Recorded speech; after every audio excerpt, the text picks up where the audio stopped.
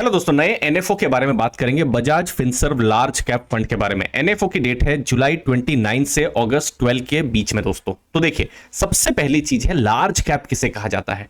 Top की 100 companies by market cap, इन्हें large cap कहा जाता है। कुछ एग्जांपल जैसे Reliance, HDFC bank, ICICI bank, TCS, Infosys, Hindustan Unilever, ITC, ONGC, NTPC, तो ये सब कुछ लार्ज कैप कंपनियों के एग्जांपल है दोस्तों। तो टॉप 100 कंपनी, फिर 101 से 250 कंपनीज को मिड कैप कहा जाता है। लार्ज कैप थोड़ा स्ट्रॉन्ग कंपनीज होती है और स्टेबल कंपनीज होती है और मार्केट लीडर्स होती है। मिड कैप ग्रोइंग कंपनी होती है। स्मॉल कैप्स 251 से बाद में जितने भी कंपनीज आती हैं उनको स्मॉल कैप कहा जाता है। ये अर्ली स्टेज की कंपनी है। आज जो स्मॉल कैप है कल मिड कैप बन सकती है और फिर लार्ज कैप भी बन सकती है दोस्तों। लेकिन स्मॉल कैप में और मिड कैप में थोड़ी वोलेटिलिटी आपको देखने को मिल सकती है और जो रिसर्च है वो लार्ज कैप में सबसे ज्यादा हुआ होता है। एनालिस्ट लोग का कवरेज होता है, तो आपको कंपनियों के बारे में और ज्यादा डिटेल में एडवांटेज रहता है। कहां? लार्ज कैप में कंपेयर्ड टू मिड कैप और स्मॉल कैप में दोस्तों।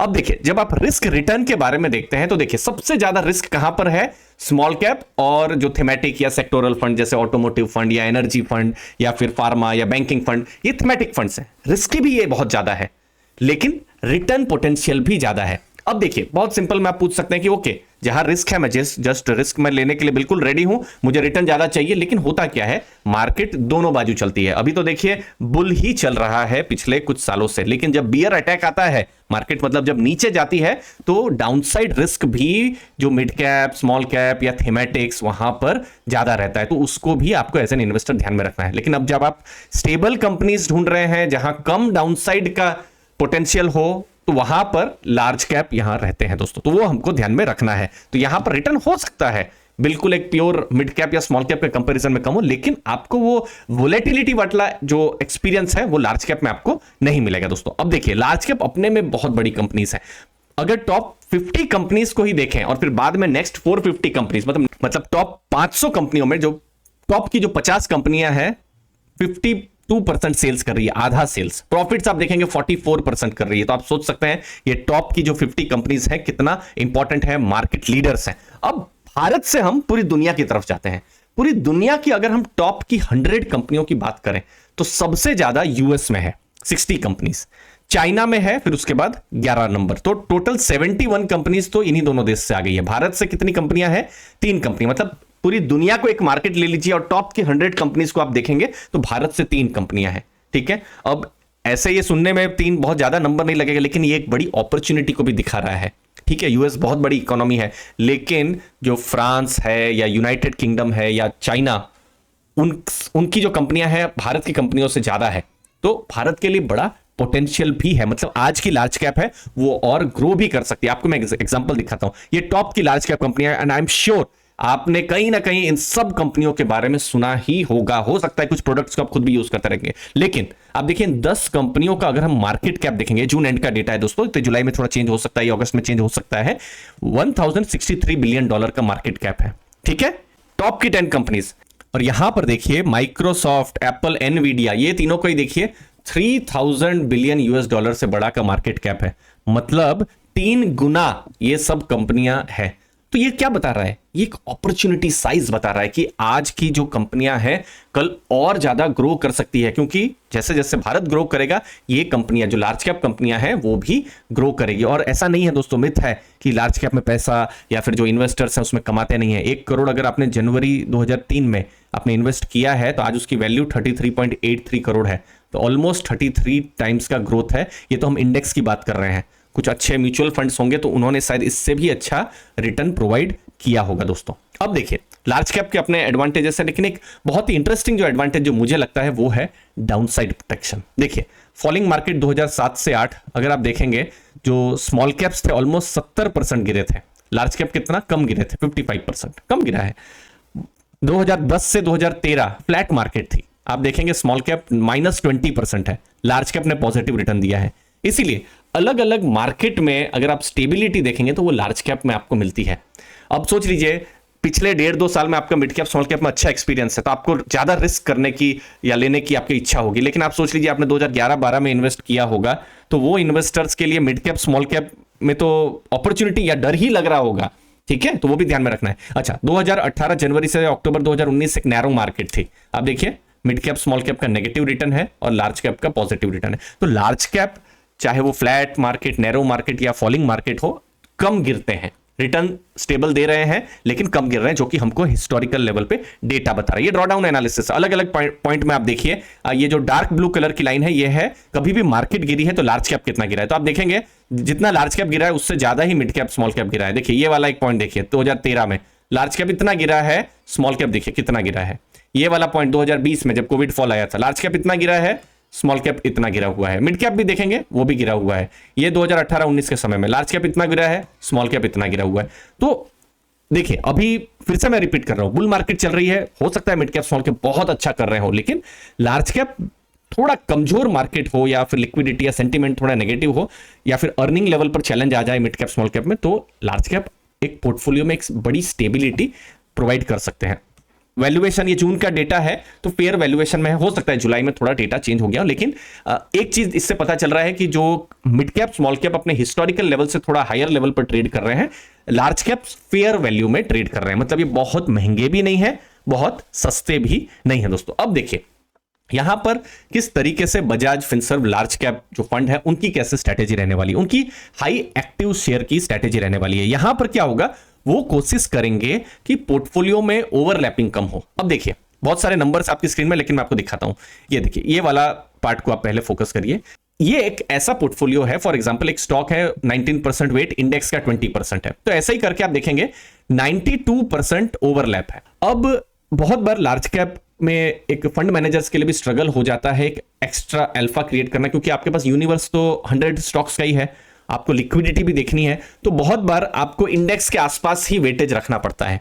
अब उससे क्या होगा, रिटर्न भी इंडेक्स के आसपास ही आएगा क्योंकि पोर्टफोलियो इंडेक्स के आसपास है। अब इंडेक्स का सोच लीजिए वेट 10% है, आपने 12% का वेट आसपास का ही रखा, तो रिटर्न आसपास का ही आएगा। तो एक्टिव शेयर कहा जाता है कि जो ओवरलैप है 100 माइनस ओवरलैप दैट इज 8। अब ये एक्टिव शेयर अगर ज्यादा हो, 8 की जगह सोच लीजिए 30 हो या 40 हो, जैसे ये एग्जांपल में 34 हो, तो इससे क्या होगा कि आपके पास स्टॉक तो वही है लेकिन वेटेज अलग है। इंडेक्स का रिटर्न अलग हो सकता है, आपका रिटर्न अलग हो सकता है। तो इसमें क्या होगा, दो पॉसिबिलिटी हो सकती है, क्योंकि वेटेज अलग है तो इंडेक्स से आपको रिटर्न अलग मिलेंगे। अब अलग का ऐसा डेफिनेशन आप ऐसा मान सकते हैं कि हो सकता है 3 साल के बाद इंडेक्स को ये बहुत बड़े नंबर से आउट परफॉर्म भी कर सकता है और हो सकता है अंडर परफॉर्म भी कर सकता है, तो दोनों साइड ये जा सकता है। तो यहां पर एक बड़ा फंड हाउस है, उनकी स्ट्रेटेजी एक्टिव शेयर में होने वाली है और कंसंट्रेशन वो रखने वाले हैं, क्योंकि देखिए लार्ज कैप में 100 स्टॉक्स का है लेकिन वो 25 to 30 स्टॉक का पोर्टफोलियो बनाएंगे जहां पर उनका कंसंट्रेशन में फोकस रहने वाला है। तो ये जो फंड है, दो चीज में थोड़ा यूनिक लग रहा है। पहला चीज है कि बेंचमार्क से थोड़ा अलग पोर्टफोलियो रहेगा। देखिए स्टॉक तो वही 100 के बीच में ही रहने वाले हैं, लेकिन बेंचमार्क जितना वेट नहीं रखेंगे, अलग अलग वेट वो रखेंगे। और दूसरा ये कॉन्सेंट्रेटेड पोर्टफोलियो यहां पर रहने वाला है। तो ये दोनों चीजें हैं जो इस फंड को, जो दूसरे जो फंड्स हैं जो लार्ज कैप के, तो ऐसा नहीं है कि फंड एक दो ही है, बहुत सारी ऑलमोस्ट मैक्सिमम एएमसीज के कुछ ना कुछ लार्ज कैप का तो फंड है। तो ये दोनों स्ट्रेटेजी हमको देखने को मिल रही है। फंड के बारे में कुछ इंपॉर्टेंट चीजें, ये एक लार्ज कैप में इन्वेस्ट करने वाला फंड है, तो लार्ज कैप कैटेगरी है। इंपॉर्टेंट चीज यहां पर बेंचमार्क है निफ्टी 100 टीआरआई। जो फंड मैनेजर है मिस्टर निमेश चंदन, ये एक पॉजिटिव है इस फंड के लिए।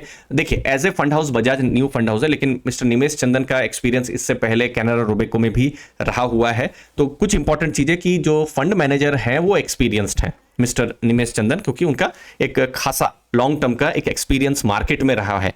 अब फंड मैनेजर नए हो, बिल्कुल टीम नया हो, तो थोड़ा नेगेटिव हो जाता है, जो कि यहां पर नहीं है, जो कि एक पॉजिटिव आप मान सकते हैं। बट यस, फंड हाउस यहां रिलेटिवली न्यू है। फॉर एग्जाम्पल निपॉन या एसबीआई या एचडीएफसी आईसीआईसीआई के फंड आप देखेंगे, बहुत पुराने फंड है। अप मार्केट या फिर जो बियर मार्केट या फ्लैट मार्केट उन्होंने एक्सपीरियंस किया होता है। तो ये फंड हाउस बहुत समय नहीं हुआ है, बहुत नए नए ही फंड्स यहाँ पर आए हुए हैं, तो रिलेटिवली न्यू है, तो हमको बहुत एक्सपीरियंस नहीं है कि किस तरीके से यहाँ पर परफॉर्मेंस आएगा। अब इसको भी देखिए, दो तरीके हैं देखने के कि देखिए नया फंड हाउस है, अभी यहाँ पर क्या होगा हमको नहीं पता है, तो बहुत रिस्क इसमें ना लिया जाए। लेकिन एक दूसरा थॉट प्रोसेस ये भी है कि नया फंड हाउस है, वो कोशिश करेगा कि ब्रेकआउट करने की, कि हम कुछ एक्स्ट्रा रिटर्न दे ताकि हमारा नाम हो और फिर हमारे पास एयूएम आए। ठीक है, तो ये दोनों तरीके यहाँ पर है।